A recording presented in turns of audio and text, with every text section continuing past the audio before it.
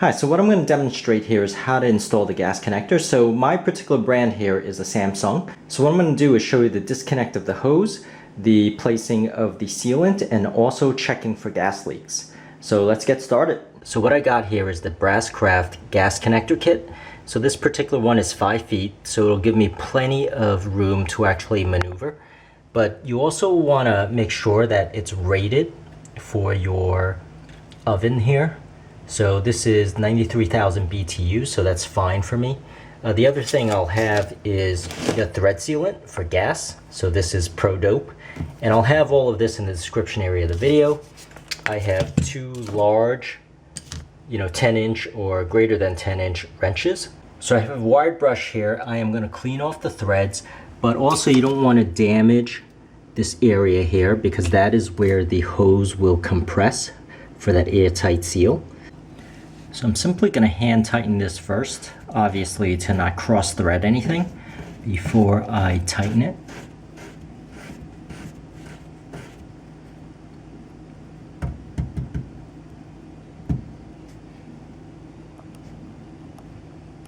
And so it's hand tightened, and now I'm ready to use the wrenches. So I'm going to use the big wrench here to hold things still while I hand tighten, while I tighten this.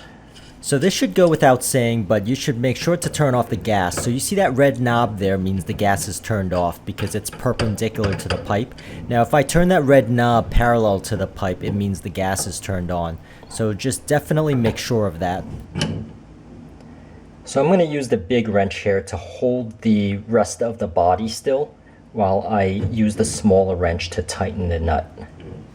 So I'm going to be using a lot of force here, and you'll notice I'm using pretty beefy wrenches. I'm using these 10-inch and 12-inch wrenches, and so the reason why I'm doing that is that it's less likely to slip or break. I did use some sort of wimpy channel wrenches, and that was what was happening. Was it was marking up the metal because it wasn't as strong, and also the channel wrench slipped a little bit, whereas these wrenches are more heavy duty and heavy.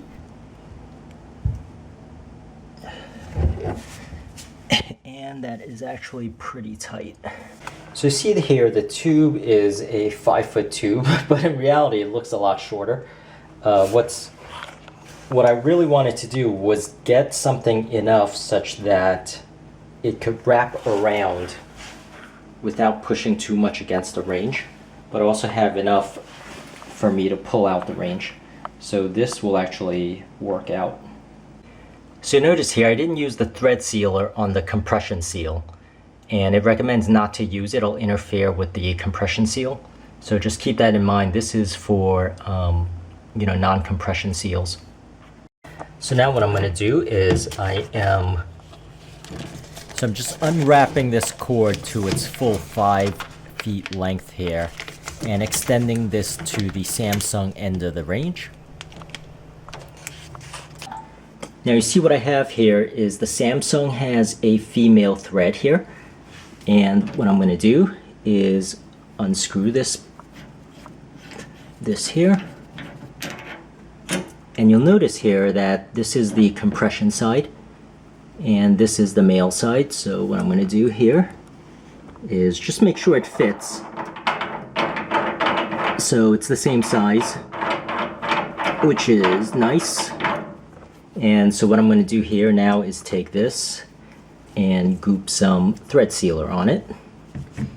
But first I just want to make sure it's clean, so I'm just going to clean it off with a wired brush.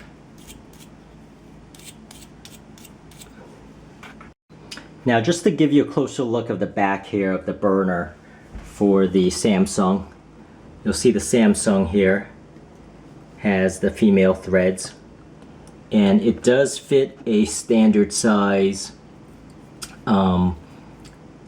kit fitting. So I'll have the sizes in the description area. I believe this is actually a 5/8 inch, but it fits perfectly on this. You could try it out just to be safe, and what I'll do now is put the thread sealer on here and screw it in tight. So here's the thread sealer here, Pro Dope, and the reason why I got this particular bottle is because it actually comes with a brush. So you'll notice how big, thick, and goopy it is. And I will not, and I'll be very generous. So I'm going to clean it off. And I'm going to be very generous with this goop. So what I'm going to do is slowly paint a Picasso here and show you the whole entire process, like really slowly, so you could get a sense of how much I'm putting on. And it's not really a big secret. You're kind of just mushing it on there, making sure it's covering the threads, so that when you're turning it, you know, it will squeeze out, but there will be some that's remaining in there. I mean, this is kind of gas that you're working with, so you know, don't save on any of this thread sealer here. You know, just generously put it on.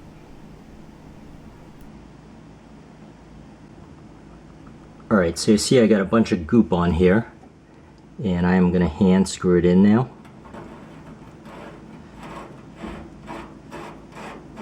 And yeah, it's going to be pretty messy. Alright, so that's as far as my hand goes with that, and now it's time for the wrenches. So once again, same thing. Use the bigger one, hold the fixture steady, and using the other one, turn it as tight as you can.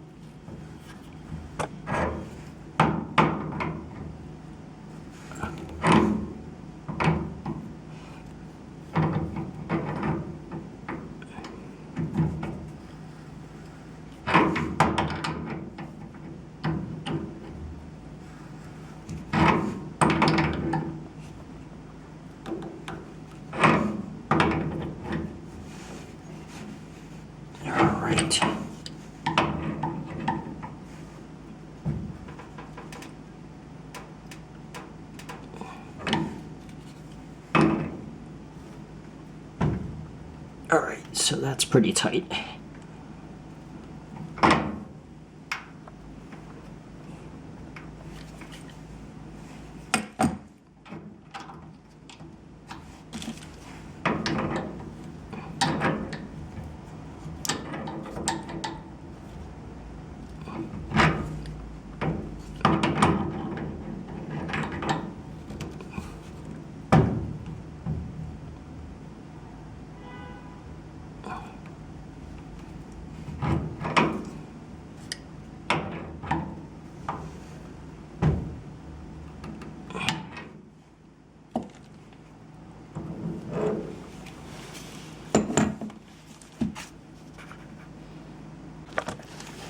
And now it's time for the compression hose. So I'm just going to clean this off a little bit. Just make sure it's nice and clean. Once again, you can't be too safe.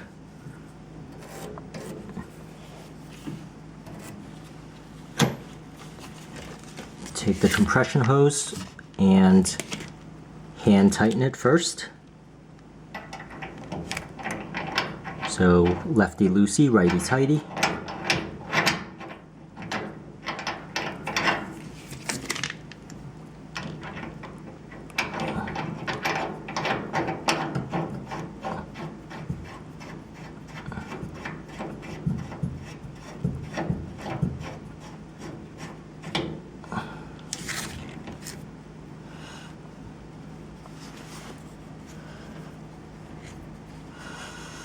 So that's tight.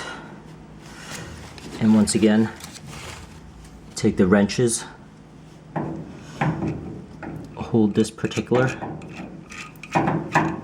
one tight in place while I turn this one.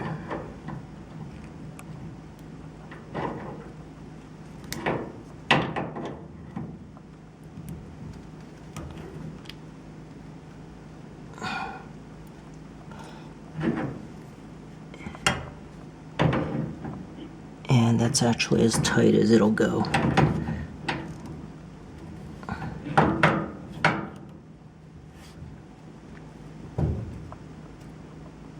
Yep, so that's as tight as it'll go.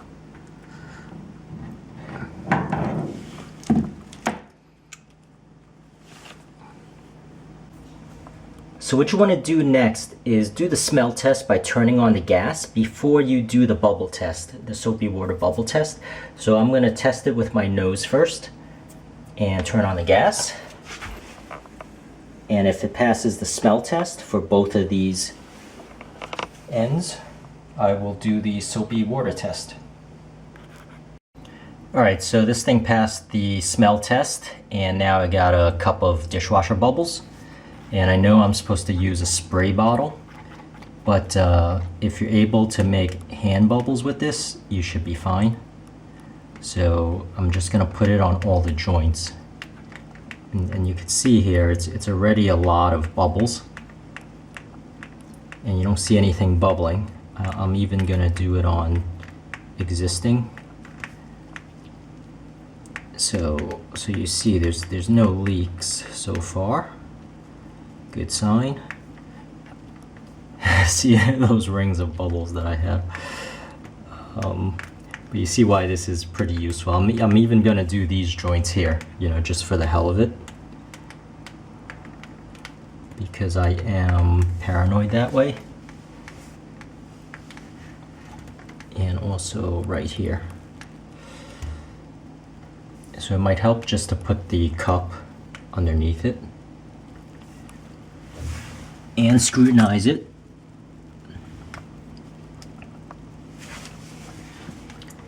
So I'm going to scrutinize it a little bit more, but it looks like it's pretty decent on this end. So I'm going to do the same thing on this end, and I'll be scooping the bubbles over. So you could see what I'm doing here is I'm actually trying to bubble up the water and scooping the bubble water over. So you see what I'm doing here, I'm actually scooping the bubbles right onto the joints. So that's another little handy tip. Just to see if there is any sort of... So if you have a lot of bubbles, that's even better. And so far so good with the soapy water. So off camera, I'm going to do a little bit more of this, and I'm going to scrutinize it a lot more, scooping the bubbles right onto the joints there. And for the sake of this video and brevity, I am going to end it here. But you know, definitely scrutinize a little bit more than I do on the video. Now this is something that's often overlooked. As you are pushing this range against the wall, try to orient the steel cable there. Try to orient the steel tubing such that it's the way you want it to curve, so that there's less stress on the joints and on the tube itself, but also because in the back here there are some fragile parts.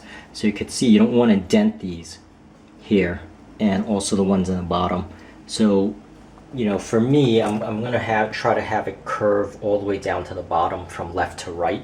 This is a 5-foot cable, even though it looks a lot shorter. But that's really it. I hope this helps, and please subscribe, and thank you for watching. So for this child safety piece, I am going to reuse the tape that comes with the oven, and I am going to position it using tape first before I actually drill any holes. Even though it comes with a template, I want to be a little bit more exact here. So I am simply going to use tape, hold it still, and see if it's the right position. So you can see there, my tip over safety is lining up pretty decently. So now I got everything connected, I've tested out the leaks, and there are no leaks, and I'm just gonna now, for a final test drive, just turning on the range, you know, just letting the gas flow through the pipes and filling it up, because this has been turned off for a couple of days now. And so it looks pretty good now, and that's really it. So, you know, I hope this really helped. And, please support this channel by subscribing, and thank you so much for watching.